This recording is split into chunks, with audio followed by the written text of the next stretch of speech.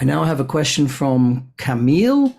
Can you please give some more examples of how you can talk directly to the unconscious to facilitate change? Okay. Well, we're never talking to the unconscious directly. We're talking to the unconscious indirectly. But in order to do that, we have to get the conscious mind out of the way. So it's not so much where we're talking directly to the unconscious. We just want to get the conscious mind busy doing something else.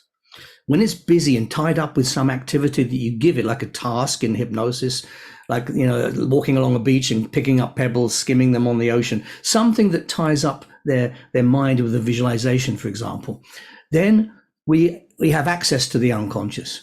And what I'll do is I will actually give suggestions to separate and dissociate the conscious from the unconscious in terms of how the client hears and understands me. So, for example, I'll say to the conscious mind, the client, that she or he can hear the sound of my voice, because my voice is there, right? Hear the sound of my voice.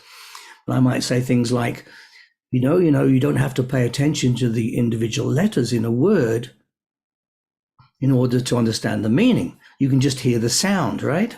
And I'd like you just to hear the sound without the meaning. Meanwhile, I'm talking to the unconscious mind. I'd like you to hear the meaning without paying any attention to the sound.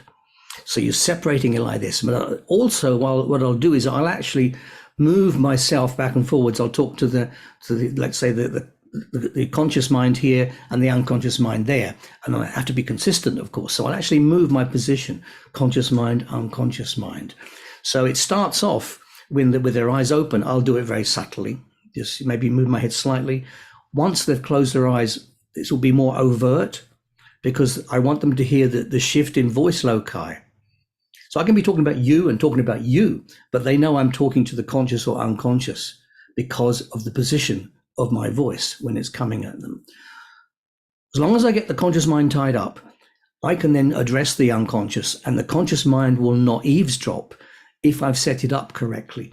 Then I can work directly with the unconscious. But I'm not actually talking directly, as in a sense being direct suggestions. I'm evoking responses from the unconscious by using indirect language, hypnotic language. And the reason I do that is because it's artfully vague, and I don't want the conscious mind to cotton on to what I'm doing if it suddenly hears something. I prefer to talk to the unconscious mind in this particular hypnotic language called indirect suggestion. And of course, Erickson is the source of that.